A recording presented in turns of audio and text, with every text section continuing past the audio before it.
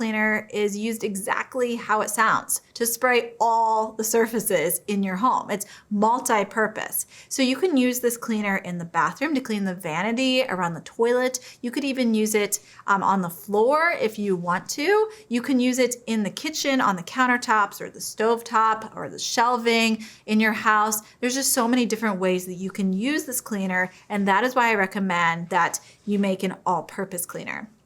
So to start, I'm going to take my lid off and I'm going to take my funnel and put this on the top. Again, you don't have to use a funnel, but if you're using a measuring cup, I just find that it pours easily into your bottle. And I'm going to add 2 cups of water. This is just filtered water from my sink because I'm planning to use this all-purpose cleaner very, very quickly. This is not just going to sit under my cabinet for months or anything like that.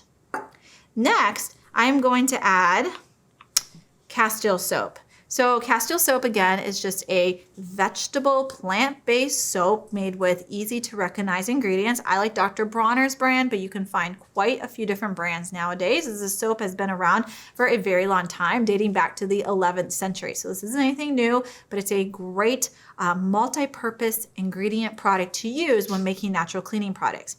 If you don't want to use Castile soap, if you need something that's like a little bit more powerful when it comes to grease and tackling those kind of jobs, then you could always use Salsuds, which again is just a tougher, like bigger brother to Castile soap, but you just won't use as much. So in this particular recipe, I'm going to use 2 tablespoons. I'm not going to measure. I'm just going to eyeball. I've made this recipe enough that I know what 2 tablespoons pretty much looks like here. I'm going to add 2 tablespoons to this bottle. This is a 16-ounce spray bottle. You don't want to add the Castile soap first, because if you do that, you're going to end up with a foaming mess when you add the water on top of the soap. But instead, I'm just going to add this at the end. Now, if you're using Salsuds instead, you'll only want to use about a teaspoon or so. It's much more concentrated and powerful. If you want to add an essential oil, you could also do that. You could add it directly to your bottle. I'm not going to add an essential oil this time, just personal preference. But there's so many different essential oils you can use in this recipe. Now I'm going to add my top, give it a little gentle shake. You'll want to do this every time you use the product. Just give it a little shake.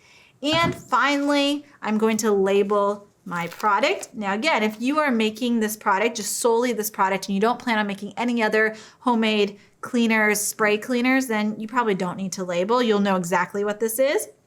But if you're going to make any other spray cleaners and keep those together in a cleaning caddy or under your sink or in a closet, then you'll definitely want to label the product so you know exactly what this is next time you go and pick it up.